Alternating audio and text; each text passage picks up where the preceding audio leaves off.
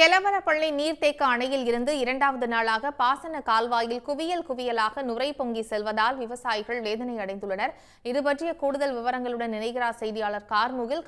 கூடுதல் விவரங்களை பதிவு செய்யுங்க. ஒசூர் கெலவரப்பள்ளி நீர்த்தேக்க அணையிலிருந்து இரண்டாவது நாளாகவும் தண்ணீர் திறக்கப்பட்டுள்ளது. அதாவது 560 கனஅடி தண்ணீர் திறக்கப்பட்டு இருக்கிறது. இதன் காரணமாக தென்பெண்ணை ஆற்றில் குவியல் குவியலாக நுரை பொங்கி செல்கிறது.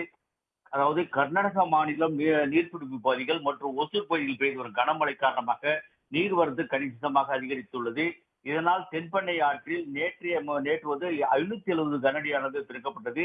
இன்று வினாடிக்கு அந்த தண்ணீர் 111 கனஅடியாக வரத்தாக உள்ள நிலையில் பாசனத்திற்காக இடதுபுற கால்வாயிலும் தண்ணீர் திறக்கப்பட்டுள்ளது. அந்த கால்வாயிலும் வெண்ணுரையாக குயில் குயிலாக காட்சி அளிக்கும் தான் நம்ம பார்க்க முடிகிறது. தொடர்ந்து நேற்றும் அதிக அளவில் நுரை பொங்கி காட்சி அளித்தது. இதை அப்பகுதி அதாவது தென்பெண்ணை ஆற்றங்கரையோர் உள்ள விளைநிலங்கள் மழை போல் குவிந்து அங்கு பயிரிடப்பட்டுள்ள முட்டைக்கோசு, கொத்தமல்லி உள்ளிட்ட பயிர்களும் சேதமடைந்ததாக அந்த விவசாயிகள் தெரிவித்தனர். தொடர்ந்து தற்போது சுமார் 8000 ஏக்கர் அந்த பகுதியில் பாசனத்திற்காக பயன்படக்கூடிய அந்த நிலையில் அந்த தண்ணீரானது கருமை நிறத்திலும் குவியல் கூழாக துர்நாற்றம் வீசி நுரை பொங்கி காணப்படுவதால் விவசாயிகள் கால்நடைகளுக்கு இது பயன்படுமா அல்லது உடல் ரீதியாக கால்நடைகள் பாதிப்பு ஏற்படுமா, விவசாயிகளுக்கும் பாதிப்பு ஏற்படுமா என்ற கவலையை அடைந்துள்ளனர் விவசாயிகள்.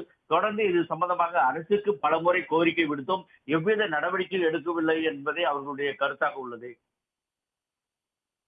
தகவல்களுக்கு நன்றி கார்முகில். உடனுக்குடன் செய்திகளை தெரிந்து கொள்ள சன் நியூஸ் பெல் ஐகானை கிளிக் பண்ணுங்க.